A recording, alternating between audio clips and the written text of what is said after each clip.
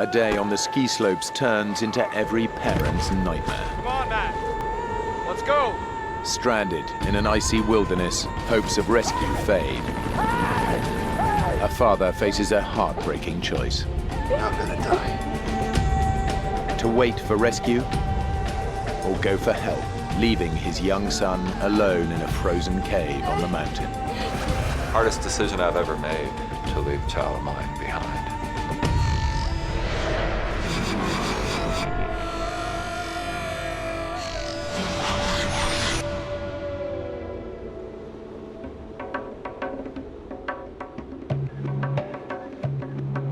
Kartalkaya, a mountain ski resort in northwest Turkey. We had boots that you laced up. U.S. Air Force Lieutenant Colonel Mike Couillard is taking a few hours off to go skiing with his two sons. I hope we have a lot of snowball fights. Mark is 12 years old. Don't hit me in the head. Matthew is 10. The family is based in Turkey, where Mike is part of Operation Provide Comfort. After the first Gulf War, the American Air Force flew thousands of missions to protect the Kurds of northern Iraq.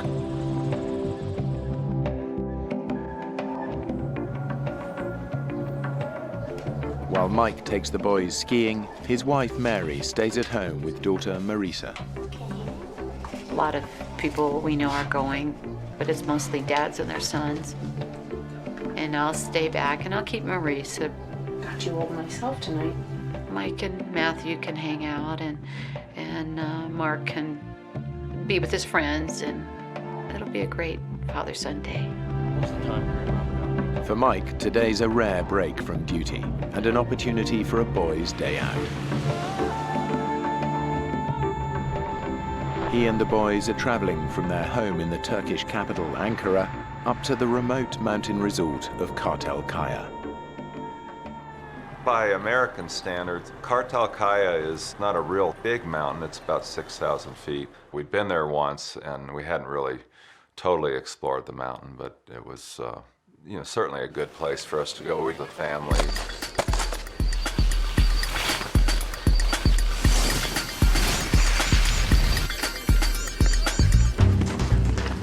I thought, well, what a great time for my sons and I to get some bonding time.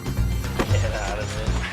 Matthew's got a quiet strength and heart of gold. He just cares about people. Mark's always been a very curious one, very adventurous. After lunch, Mike and Matthew head back up the mountain, while Mark stays behind to ski with his friends. Matthew and I were together, and Mark and his friends gonna go on their own for a while. He said that him and Matt were gonna ski together, and that was the last time I saw him that day. Tired? We were pretty tired from skiing all day, and the resort was about to close, so we decided to go on one last run and take 3 different lifts all the way up to the top of the mountain. We've been skiing in Colorado where you have a nice sunny day and then you see these wispy clouds rolling around the top of the mountain, and that's kind of what it was starting to look like. The weather at the top was much worse than at the bottom. The mountain of Kartalkaya is rarely welcoming. And by the time Mike and Matthew reach the top of the lift, a solid bank of fog has rolled in from the Black Sea. Locals call it the Mister. It produces a whiteout, and the ski slope back down to the resort is no longer visible. There's 2 different paths you could take, the left or the right.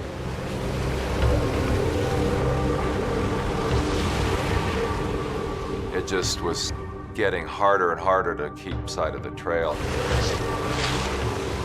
Snow just kept getting thicker and thicker. We started to realize that no one skied down this hill in quite some time. We've lost the lift. I think it's over there. We'll have to side sidestep up the slope. Realizing that they've skied down the wrong way, Mike and Matthew start climbing back up the hill. I kept thinking that we would get to the top of the hill, we'd look down and see the resort, the hotel, the wide open expanse, and we just found another hill up in front of us. Dad, we're so lost. Instead of going back up the way they came down, Mike has led his son round to the far side of the mountain. They're heading away from the ski resort into an icy wilderness.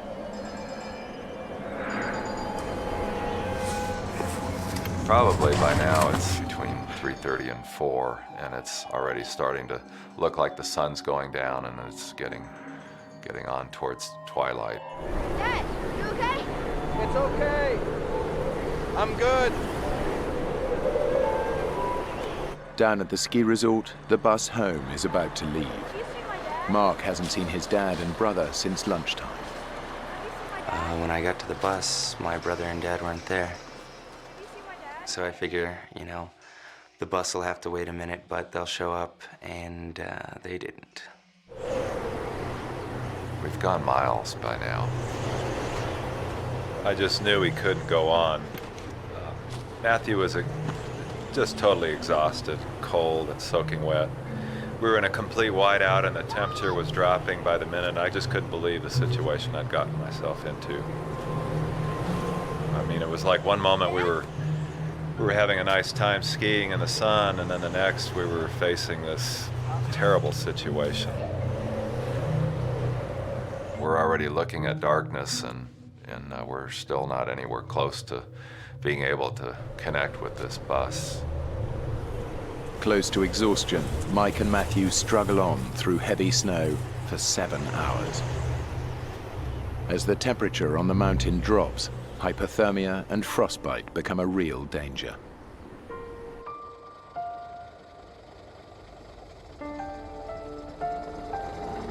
As the bus drove away, it was pretty much that moment when I knew that something was really wrong, and I didn't know if I would see them ever again.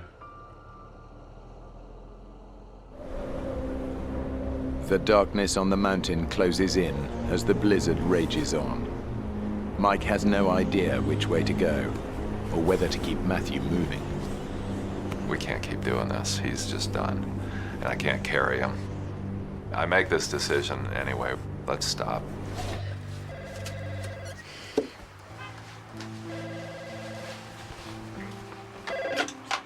Hello? Hello, Mary. It's Wanda. At the ski resort, Mike's colleague, Major Wanda Villiers, is looking after Mark.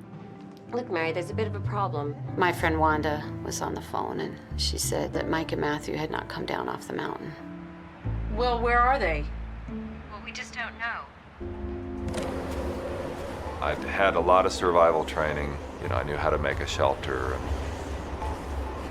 So I decided to go up the slope a bit and see if I can find a good tree to spend the night underneath. Just took my ski and wove it in between the branches, put our ski poles in there and branches off the surrounding trees, and just wove those in, and it made kind of like a little roof. The lion's share of your body temperature can be soaked up by just laying on cold ground, so it's very important to get a layer of pine boughs underneath us. What comes from the back of my mind, like a ton of bricks, is the full weight of the situation. Hey, we're gonna be out here. Despite the conditions, a search and rescue team is sent onto the mountain. As I was looking out the window, kind of hoping I would see them coming down the mountain, I could hear the loudspeakers playing Turkish pop music on all the ski runs, hoping that my dad and brother would hear it and find the hotel.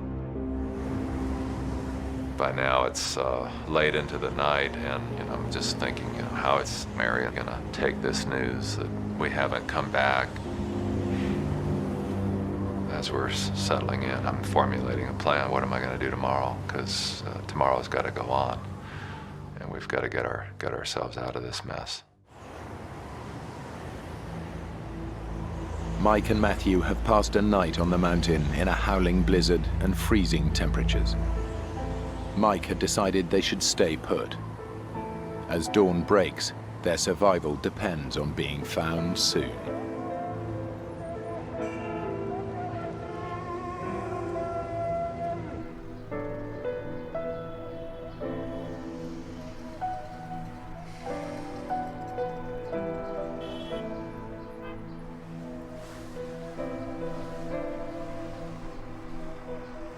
I've sort of kept it from Marisa that they didn't come down off the mountain.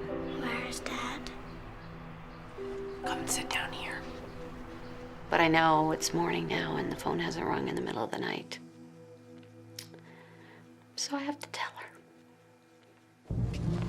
her.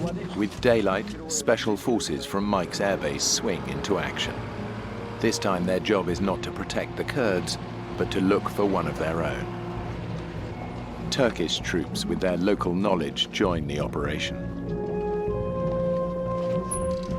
Mike's commanding officer is leading it.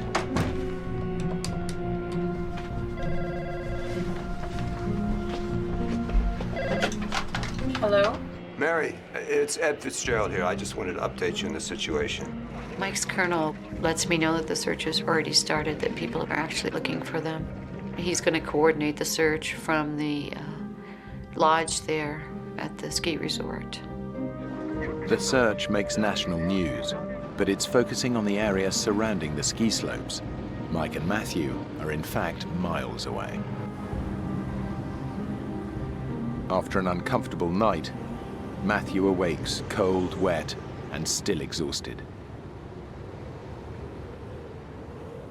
We woke up kind of groggy that morning. I think because we had slept off and on the whole night.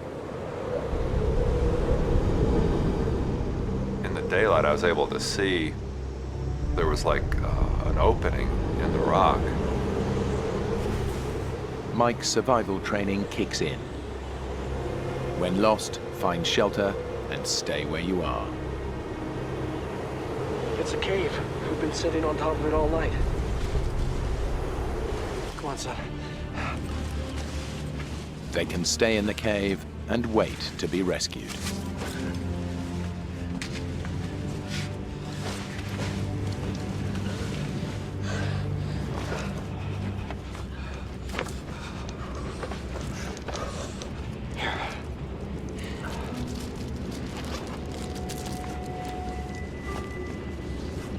Dad, can I have another one?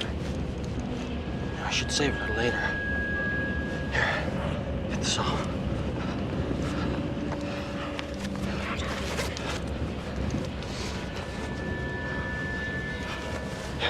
Wow, that's wet, huh?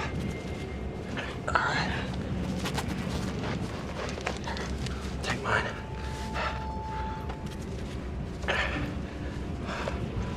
Put that on.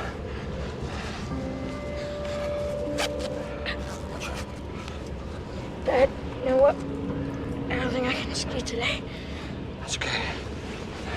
Because we're staying here tonight. First rule of survival: give people a chance to find us. Yeah? They'll be looking for us right now. How will they find us? The snow will stop soon. They'll find us. I knew there were certain things that I could do to enhance our chances of being seen. Just took my skis and planted them as a big X, the international distress signal for skiers. I just hoped that there would be people come up and see those, and if they saw the skis, then they would be able to find us.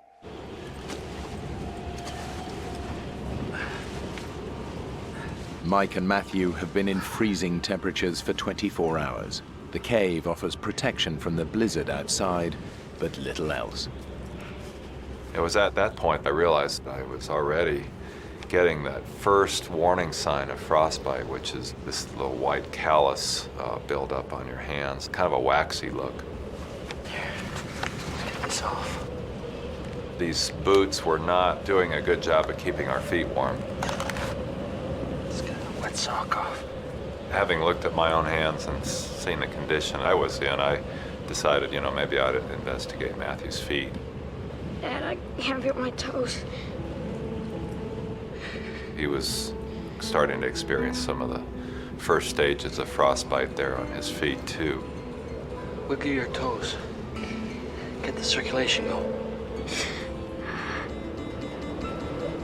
That's it. I'm not gonna put your boots back on. Here, give me your scarf.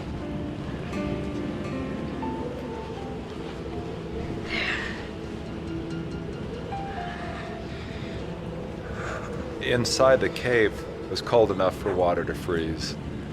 The temperature dropped below freezing. Let's get this one off.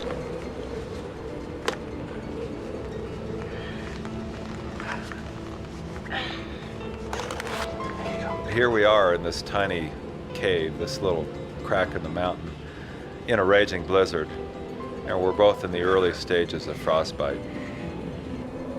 If we didn't get help, we were just going to die on this mountain.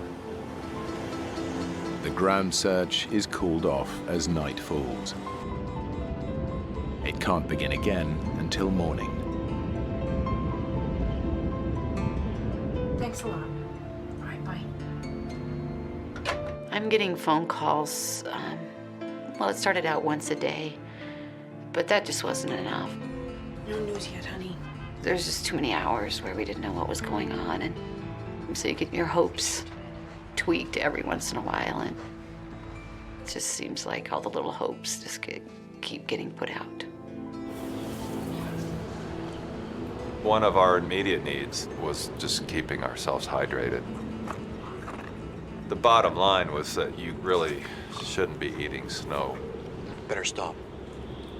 Don't eat anymore. You gradually lower your body temperature to the point where you get hyperthermic, and you're making your situation worse by just trying to keep yourselves alive. What was that?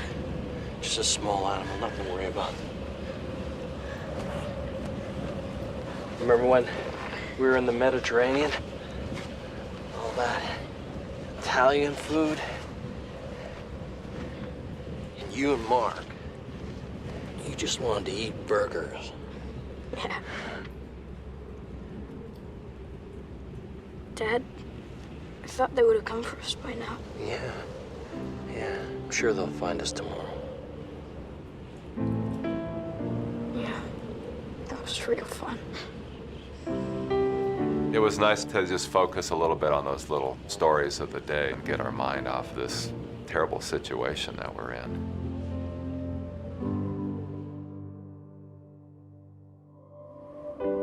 As dawn breaks on the mountain, the storm clears. Thanks. I will. See you, Mark. Snowplows have opened the way to the resort, and Mark is able to get home. I'm keeping sane because I'm thinking Mike would never leave Matthew. I'm thinking he's had survival training. Dad, I'm real hungry. I'm realizing they probably don't have food, but maybe some of the snacks they took, they just had stuffed in their pockets. It's our last one.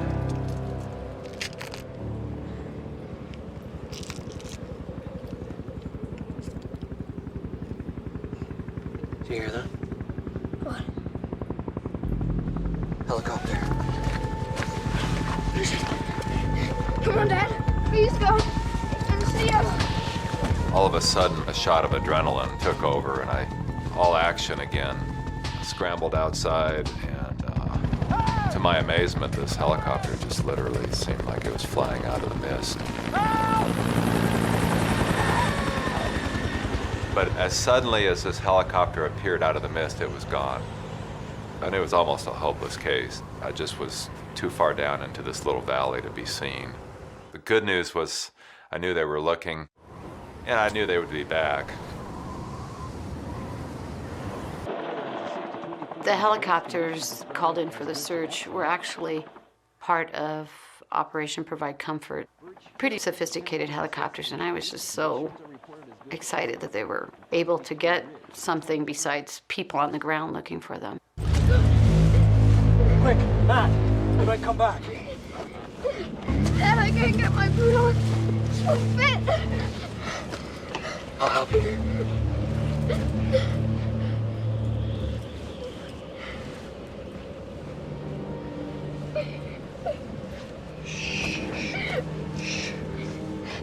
Don't cry. So sorry, Dad. It was one of ours. It was a Black Hawk. No doubt. And next time, I'll make sure they see us. To see this Black Hawk was a solid sign that they were putting everything into the search. I knew that would be a challenge if they ever came back, that I'd have to figure out a better way to be spotted.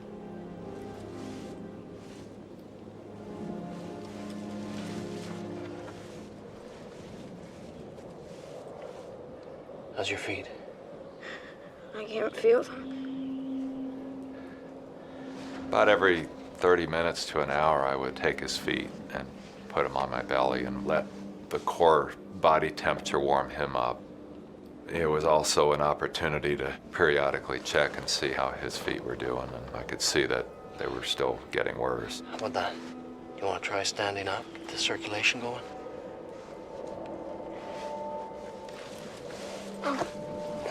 Dad, let's just stay here. Mike can't carry Matthew to safety. I'm gonna take your boot, okay? So he pins all his hopes on rescue. I figured, use these boots that he's probably not going to use. It's bright and sunny outside, and it just seemed like now might be a good time to go and do a little more exploring. Mike knows that the improved weather will make the search easier, but they're hard to spot down amongst the trees. I had to do everything in my power to get them to see me. And if I was to be seen, I needed to get up above where we were. And I thought, you know, if I could go across the stream and climb up on top of that ridge, I figured it'd be a lot easier to be spotted. But climbing to the top of the ridge would mean leaving Matthew alone, and Mike's not prepared to consider doing that yet. The search is still concentrated around the resort. Mike and Matthew are miles away, on the other side of the mountain. It's the fourth day, and all of a sudden we heard this helicopter sound. Look up there. I didn't have much time to get outside. I didn't even have time to put my boots on.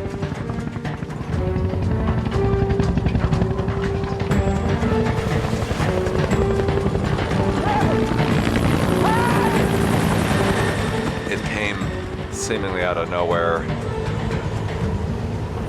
I could even see the American flag painted on the side. It just flew right over the top of us and was gone. It never made 2 passes. Mike realizes that the helicopters aren't looking for them where they are. They're flying over on their way to a search grid on the other side of the mountain. My hopes took a plunge into despair. They're never gonna find us, Dad. Matt, listen. There's a ridge I'm gonna try and get to the top of. Maybe see a way out. What's the point? We gotta stay positive. Matt, snap out of it! Dad, you're wrong. We're never gonna get out of here. We're gonna die here. Mike now faces the unthinkable. Matthew can't move. Mike won't leave without him. But if they wait to be rescued, they may die together.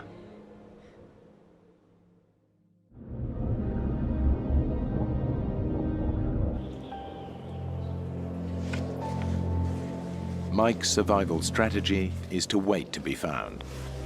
He thinks the ski resort, and therefore rescue, is close by and visible from the top of the ridge. But as the days pass, his and Matthew's conditions are deteriorating. I kind of did this morbid calculation that, you know, it'd be better to come back without my feet than not at all. I kept putting myself in that situation where I've left a family behind without a father. I just couldn't face the reality of that. I found myself looking at Matthew as he lay there sleeping, and he just looked so peaceful, almost like a little angel as he lay there sleeping, and I became aware of just how fragile he was. One of the new developments is the Office of Special Investigations is coming over. Well, they just wanted pictures, you know, and as current as I could get them. They're talking about putting things in the paper, and I'm wondering, are they trying to figure out if they've found the bodies, what they would look like or something?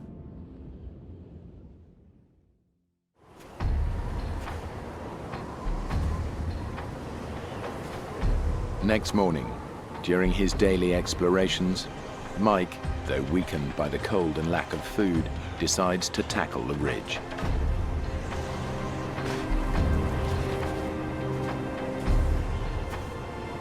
We're hearing helicopter sounds for a long time.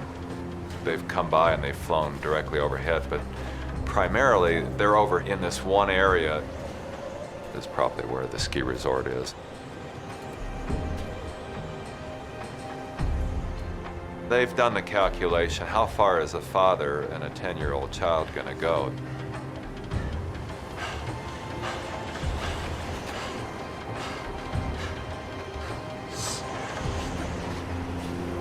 I tried it several times, and it seemed every time I did that, there were big boulders and trees falling, and I just could not get up on top of this ridge.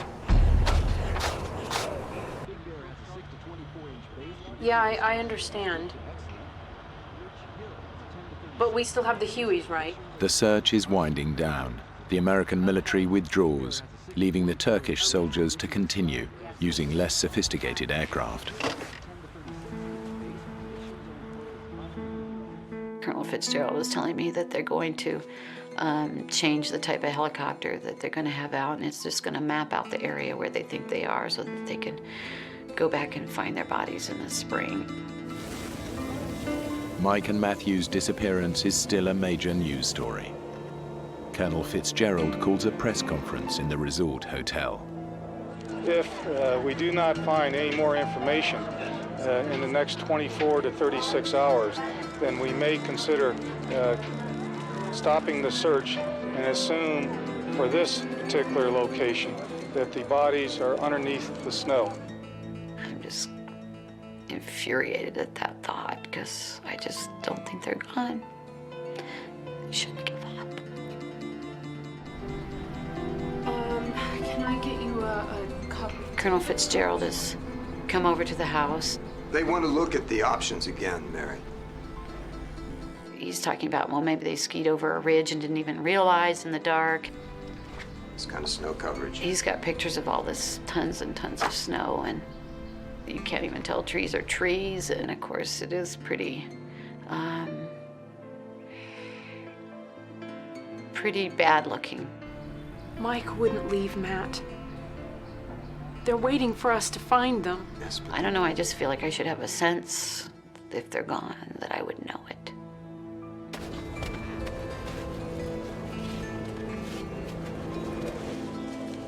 Mike's first attempt to reach the top of the ridge has failed. But he knows that getting there offers the one chance he has of saving Matthew.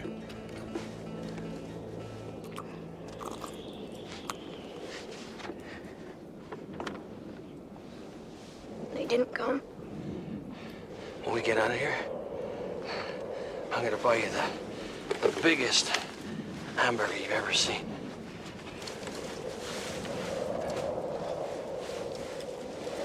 And a basket of fries. And a bucket of Coke. You know what, Dad? Really? What I want is a pizza.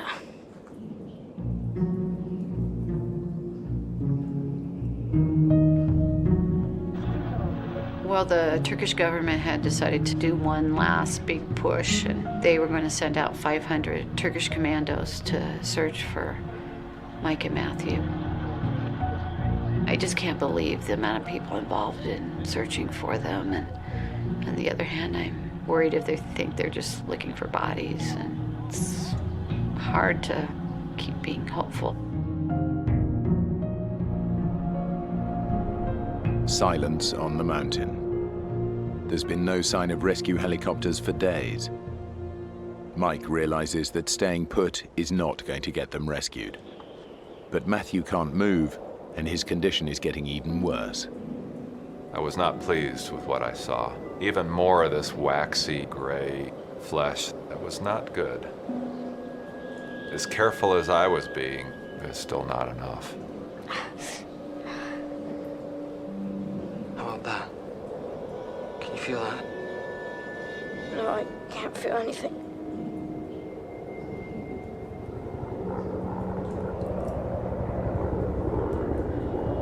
A helicopter! Dad! Sounds like a Huey. It's not worth it, son. It's too far away. The Turkish government's last search attempt has found no signs of Mike and Matthew. The rescue team doubts they could have survived for 7 days in these conditions. The search is called off. Dad? Uh-huh. Will I still be able to kick a ball? Your foot's gonna be fine, son. I've got another question. Go on. What's it like to, to die? I didn't want him going there. You're not gonna die. But I sort of had to deal with that. I felt like if this gets worse and worse and worse and we look at death, I need to prepare him for that.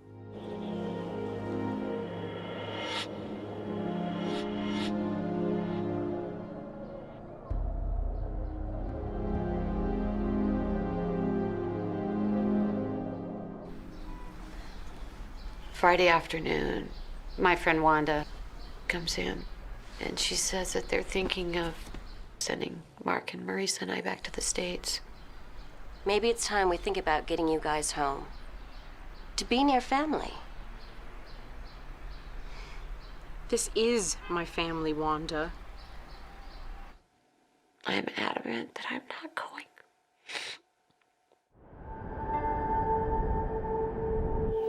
After 7 days, I began to wonder, well, how long will I even have the use of these hands? I decided to start writing a note to my family. It'd sure be nice to tell the people I love, like my wife and family, how I feel about them. You want me to write? Anything from you? Okay. Matthew has just got that tender heart. Tell Marissa I wish I hadn't fought with her so much. He's a real quiet kid, but he's deep too, and that love is coming out in his words. Tell Mom she's a good cook. Yeah, back to his family. He wanted me to put that in there. You know what? Just tell them I love them.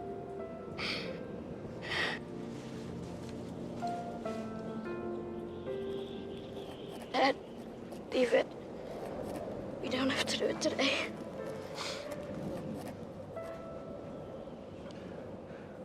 What are you doing? I thought maybe you could warm my feet. Mike knows they cannot survive much longer. He also knows that it's up to him to find a way out.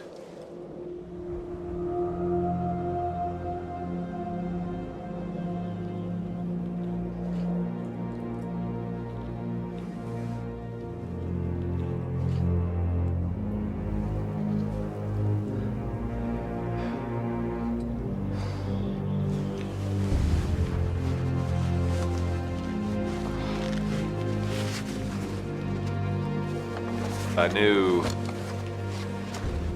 every time I put those boots back on, I was taking some already frostbitten tissue and aggravating it and doing damage.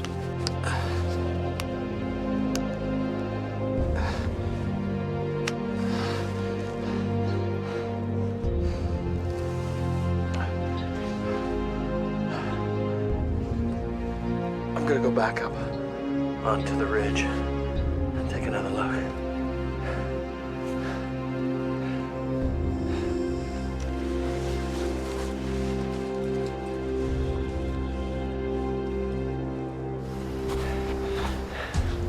Mike attempts once again to climb the ridge. I knew that at some point the search is going to be called off. You know, I'd already tried several times, but maybe I can try one more time and get up on this ridge.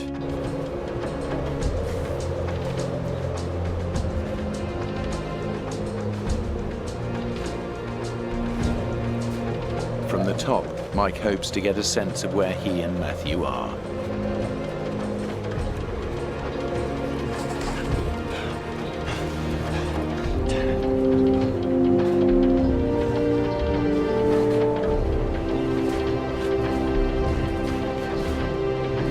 I don't know why I was successful, but this time I was able to get up. I was able to see a panorama. To Mike's surprise, the view doesn't reveal the ski resort. Instead, he sees a distant clump of cabins. But to go down to them might mean there was no way back up to Matthew. I had this debate.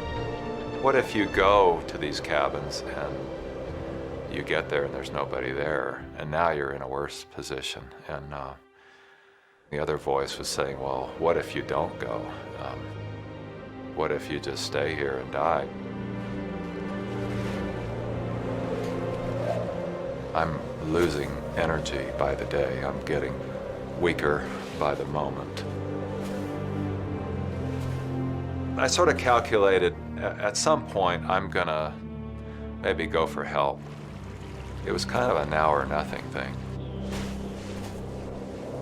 The only way to decide this is to put this to Matthew and see how he's with this.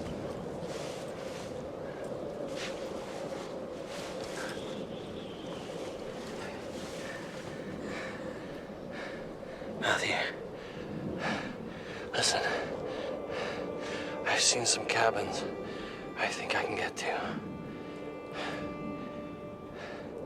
I'm just not sure I can leave you behind.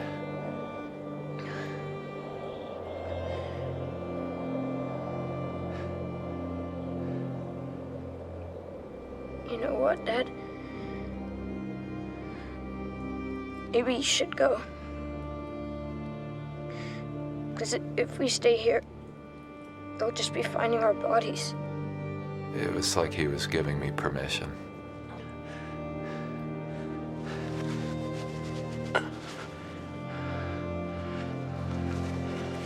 I'm gonna leave you my coat, okay?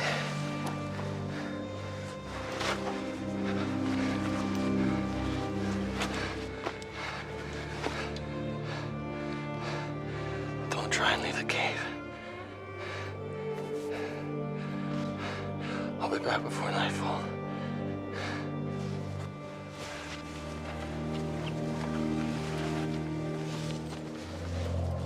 Hardest decision I've ever made, to leave this child of mine behind.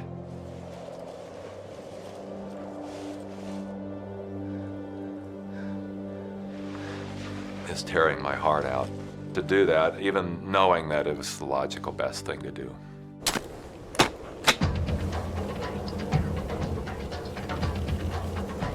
Mike skis down to a trail he spotted from the top of the ridge. Now I was finally getting up and doing something about this. That was an awesome adrenaline rush, if you will. Just the physical act of moving myself down this trail was carrying me along, mentally as well.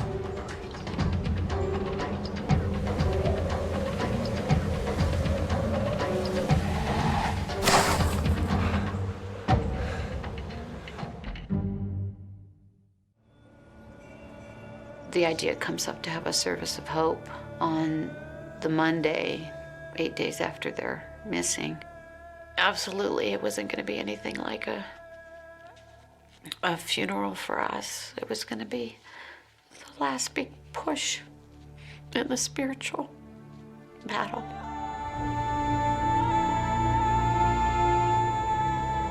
Boy, I was really tired. I'd have to stop every 5 minutes just to catch my breath. It was a much more weakened state than I thought. If I could just get there, there would be people there waiting for me to send help back to my son.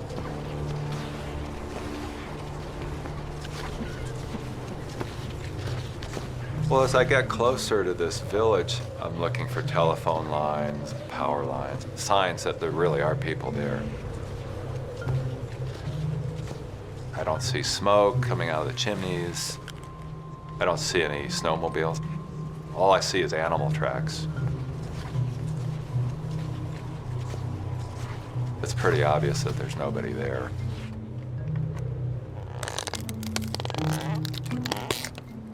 If I can get a fire started, smoke comes out of this area that's clearly been abandoned, that'll be a sure sign to the searchers that they need to investigate.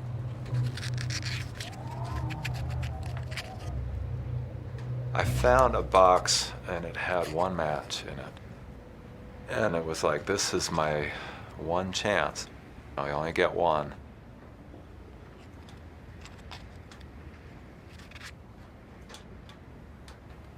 I decided to wait, and I thought, well, what's in the other cabins?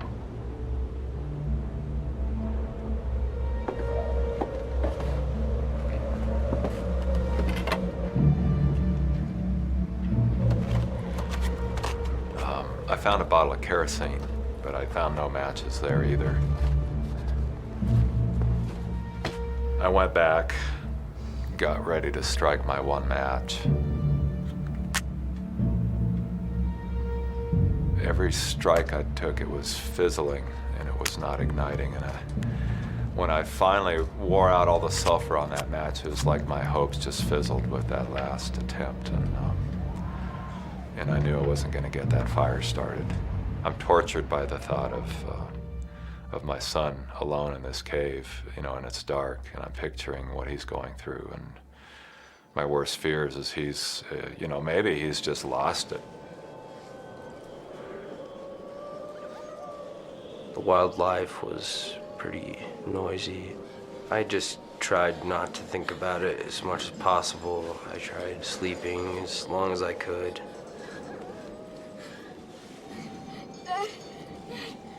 He wasn't there, and I was really scared. Off and on I was sleeping, and I was in just a torment, just knowing that he was in a worse place than me.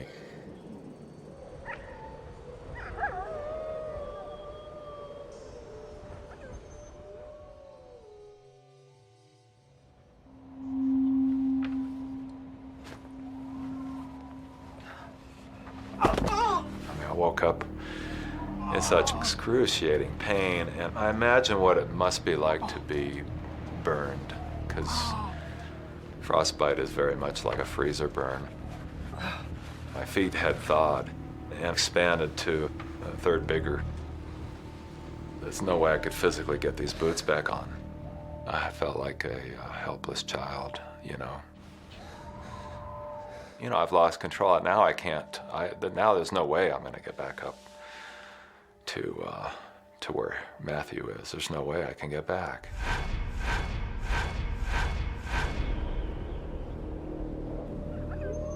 Matthew is alone in the cave.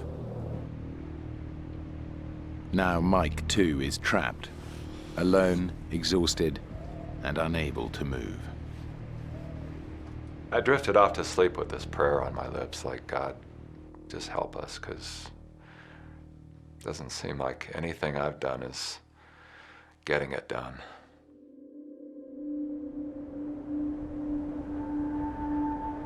Two days had gone by, and I didn't know what kind of mental state he would be in, let alone his physical state. I had to let him go. I can't take care of him anymore. I just came to the thought that I don't know what I'd do if I had to go back and face Mary without Matthew with me. I'd run out of water.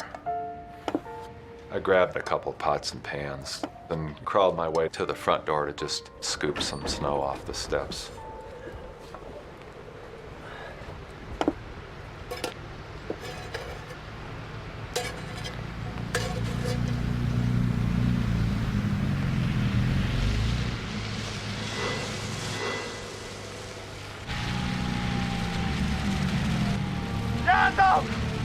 Yard up! A band of loggers has been clearing the trail of fallen branches brought down by the snow, and by pure chance, they stumble on Mike.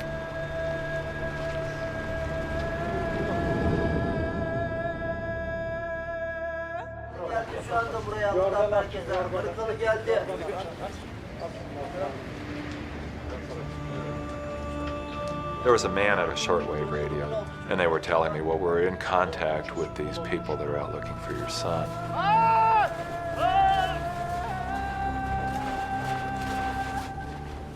I knew that they were doing everything they could to go find him.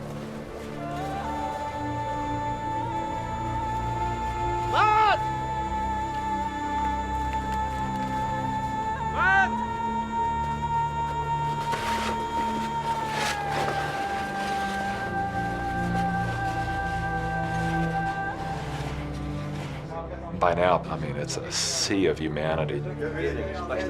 People are just flooding around this little cabin. And I can see the sea of people parting. And they're carrying this little package that was my son. Hi, Dad.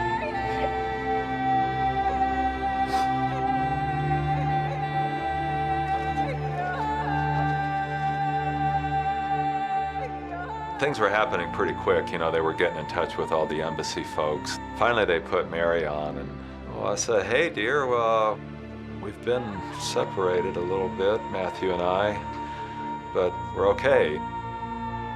Little did I know, she had no idea that we'd been separated for days. It was probably just as well. After an operation to remove one toe and part of another, Matthew's feet were saved. He and Mike made a full recovery. The family now lives in Colorado Springs.